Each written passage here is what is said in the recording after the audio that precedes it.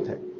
नींद बराबर नहीं आती, नींद बराबर नहीं आती है तो इसका माने एक ही आप जान लीजिए कि आपके शरीर में अगर वात बढ़ा हुआ है, वायु बढ़ी हुई है, तो अच्छी नींद कभी नहीं आएगी। तो इसके लिए बहुत सरल उपाय मैंने बताया था। रात को गाय का घी हल्का गर्म करके दोनों नाक में डाल के सोएं। गाय का घी हल्का गर्म करके जब वो तरल हो जाए उतना ही गर्म करें और एक एक बूंद दोनों नाक में डालें और हल्के से खींचें, ज्यादा तेज नहीं, बस इतना इतना करेंगे अंदर चला जाएगा।